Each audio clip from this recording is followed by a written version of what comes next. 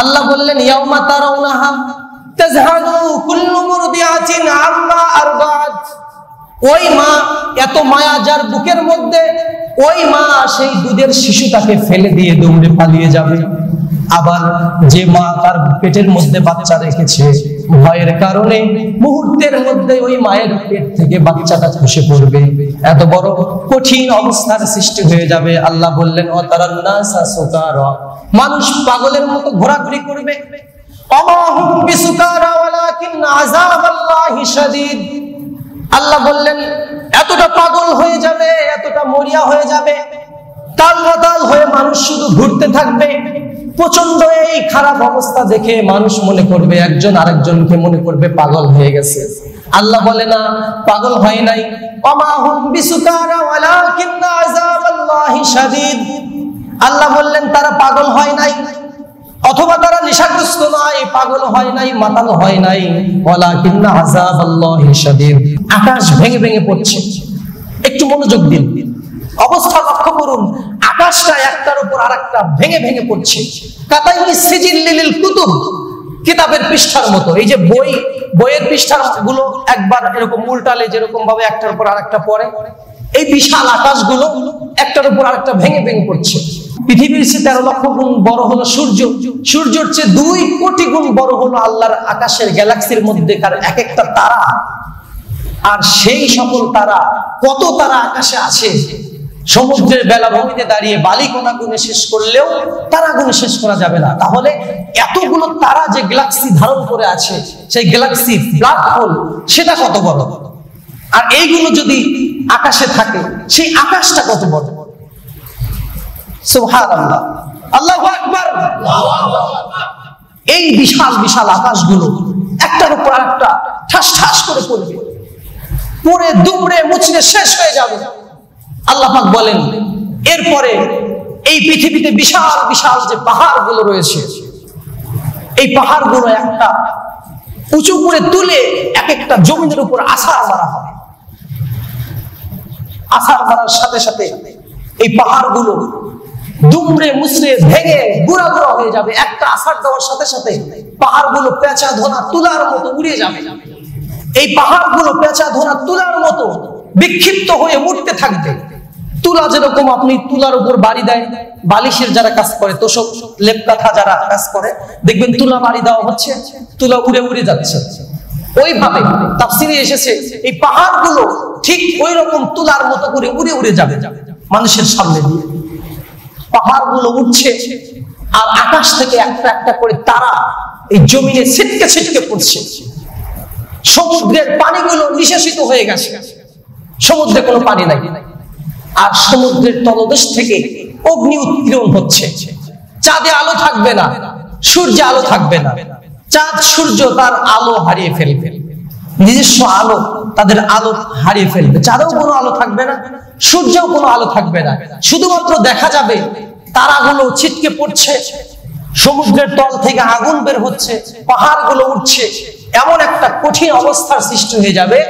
ওই সময় ইয়াউমা তারাউনাহা তাযহালু কুল্লু মুরদিআতিন আম্মা আরদাত, ঠিক ওই সময়গুলোতেই ওই ভয়ের কারণে মাগুলো পালাবে বাচ্চা রেখে, আর গর্ভবতী মা তার বাচ্চা ডেলিভারি করে ফেলবে ভয়ের কারণে। শুধু তাই নয়, ফাকাইফা তাত্তাকুনা ইন কাফারতুম ইয়াউমা ইয়াজআলু বিলদানা শিবা।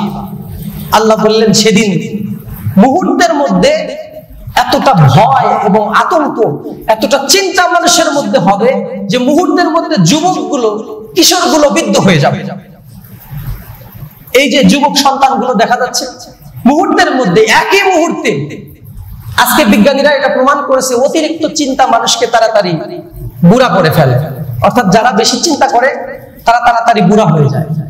আল্লাহ তাআলার কোরআনের এই আয়াত আজ থেকে 1500 বছর আগে এটা বলেছে, ইয়াউমা তারাউনাহা তাযহালু কুল্লু মুরদিআতিন আম্মা আরদাত। এই সূরার মধ্যে আল্লাহ বলেছেন ইয়াউমা ইয়াজআলু বিলদানা শিবা। ভয় এবং চিন্তায় মুহূর্তের মধ্যে কিশোরগুলো বৃদ্ধ হয়ে যাবে। তার মানে প্রচন্ড চিন্তা তাদের মধ্যে, ভয় তাদের মধ্যে ওই সময় ধারণ হবে। আর এই চিন্তার কারণেই তারা মুহূর্তের মধ্যেই বুড়া হয়ে যাবে।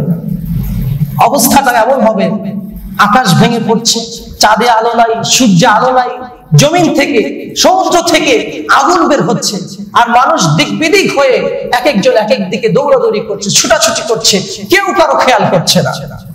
দুধের বাচ্চাকে ফেলে রেখে দৌড়াচ্ছে, সে পায়ের নিচে পড়লো কি কোথায় পড়লো কেউ কারো খেয়াল করছে না। এই অবস্থার মধ্যে আল্লাহ রাব্বুল আলামিন হযরত ইসরাফিল আলাইহিস সালামকে অর্ডার করবেন দ্বিতীয় ফুৎকার দেওয়ার জন্য। সব মানুষগুলো মারা যাবে। এই ভয় এবং আতঙ্কের পর প্রত্যেকটা মানুষ মারা যাবে, কেউ বেঁচে থাকবে না।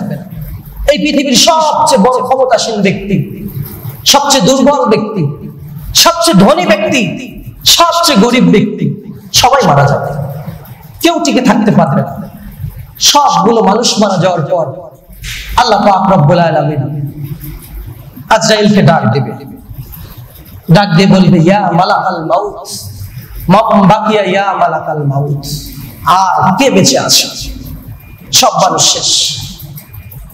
এবার আজরাইল আলাইহিস সালাম আল্লাহ রাব্বুল আলামিনকে বলবেন, আল্লাহ, আপনার জমিনে যত প্রাণী ছিল, যত মানুষ ছিল, সব মানুষের জান কবজ করে ফেলেছি, সবগুলো মানুষ শেষ হয়ে গেছে, আর কেউ বেঁচে নাই।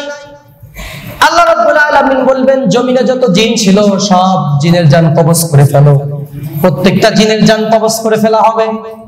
আকাশ জমিনে কোনো জিন জীবিত থাকবে না, কোনো মানুষ জীবিত থাকবে না, কোনো পশু পাখি জীবিত থাকবে না। এবার আল্লাহ রাব্বুল আলামিনের কাছে আজরাইল দাঁড়িয়ে যাবে। আজরাইলকে আল্লাহ রাব্বুল আলামিন আবার জিজ্ঞেস করবেন, মান বাকিয়া ইয়া মালাকাল মাউত, আর কে বেঁচে আছে? আর কে বেঁচে আছে?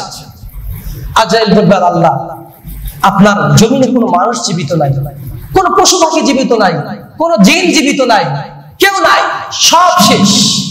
এখন শুধুমাত্র আমরা আকাশে আপনার ফেরেশতা, আপনি যে ফেরেশতাগুলো বানিয়েছেন সেই ফেরেশতাগুলো আমরা জীবিত আছি। মনোযোগ দিয়ে শুনবেন, শুধু ফেরেশতারা আছে।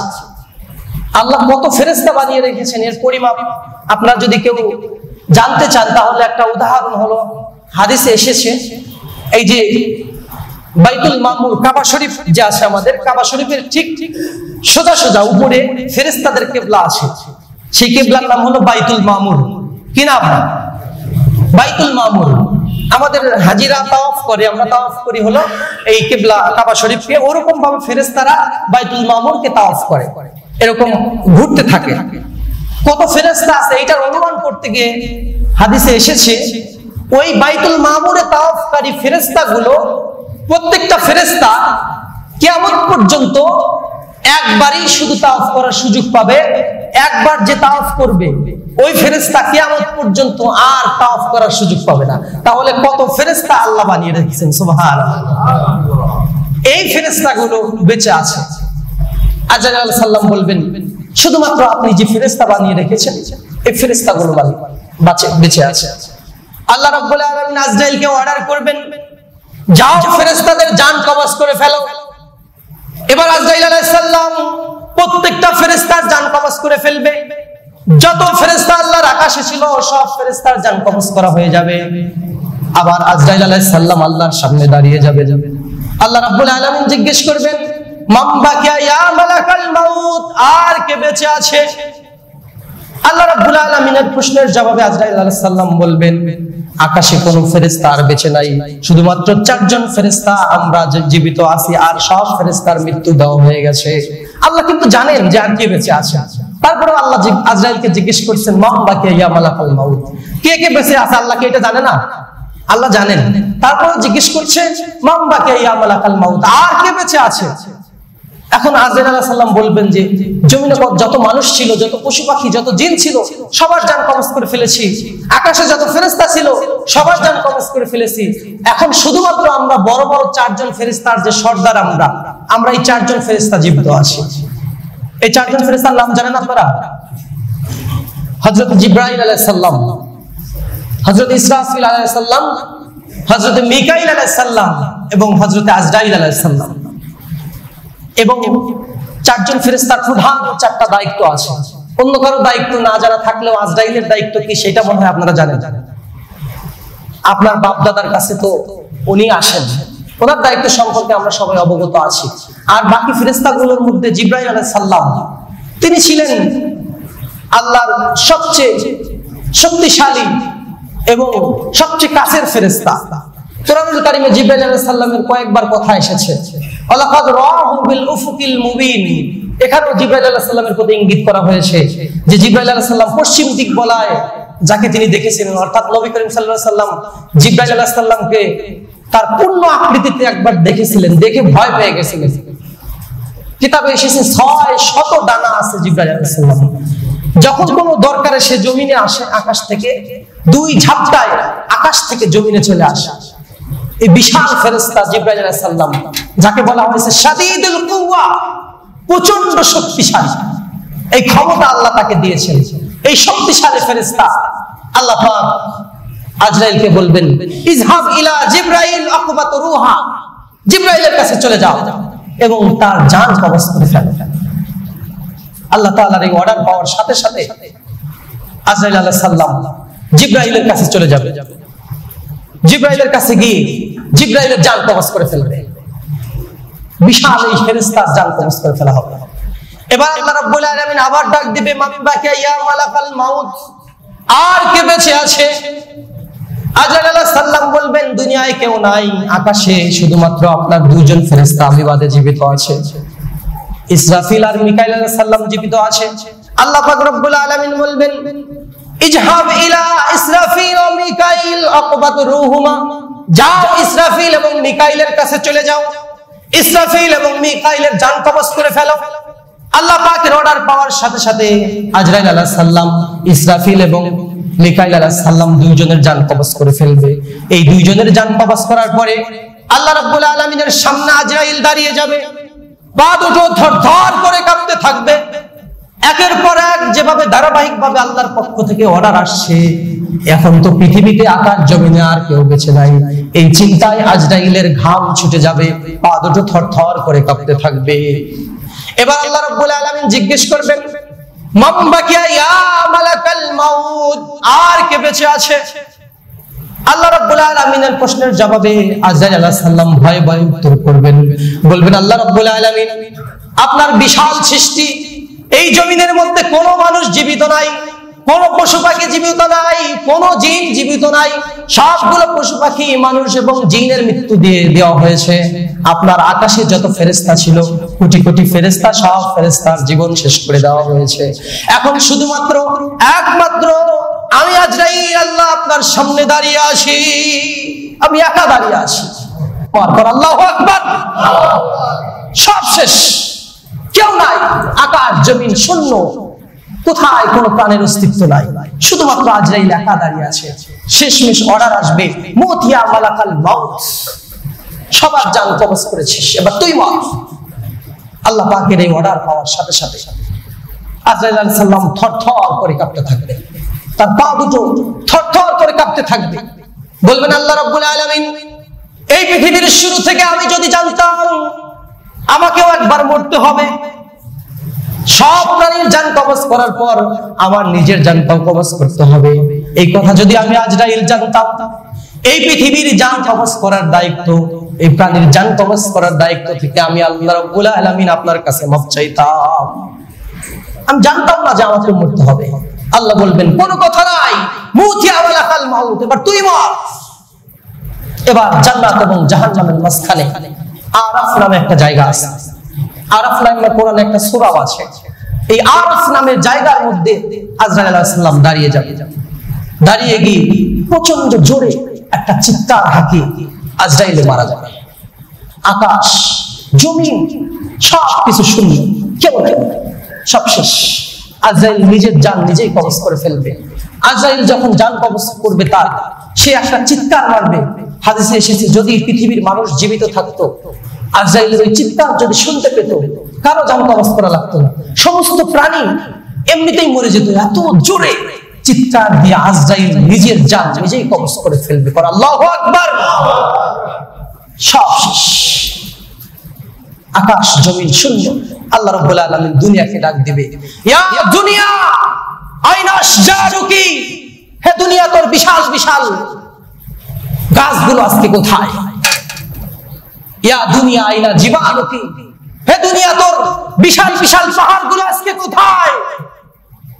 ইয়া দুনিয়া আইনাল জব্বারিন, হে দুনিয়া, তোর বড় বড় শক্তিশালী রাজা বাদশাগুলো আজকে কোথায়? আল্লাহ পাক দুনিয়াকে ডাক দেবে, কোথায় গেল তারা? ক্ষমতার দাপটে যারা মাটিতে পা ফেলতে চাইতো না, আজকে কোথায় তারা? ইয়া দুনিয়া আইলা আনহারুকি, হে দুনিয়া, তোর বিশাল বিশাল সমুদ্রগুলো আজকে কোথায়? কেউ নাই। আকাশ জমিন সমুদ্র নদী নালা গাছপালা সব শেষ। এইগুলোকে আল্লাহ রাব্বুল আলামিন 3 বার ডাক দিবে, কোনো উত্তর আসবে না। উত্তর আসবে কোথা থেকে? কিছুই তো নাই। আল্লাহ যারা অহংকার করেছে তাদেরকে ওই সময় ডাক দিবে, ইয়া দুনিয়া আইনাল জাব্বারিন, কোথায় গেল আজকে তারা? ক্ষমতার দাপট যারা দেখাতো আজকে কোথায়? কেউ নাই। এরপরে উত্তর আসবে, লিমানিল মুলকুল ইয়াউম, আজকে ক্ষমতার মালিক কে? আল্লাহ রাব্বুল আলামিন বলবেন, সেদিন একমাত্র ক্ষমতার মালিক হবেন পরাক্রমশালী আল্লাহ। সবাই বলেন আল্লাহু আকবার। শুধুমাত্র একজন সত্তা, তিনিই জীবিত থাকবেন, আর কেউ থাকবে না ইনশাআল্লাহ। আগামী জুমায় এখান থেকে আলোচনা শুরু করব।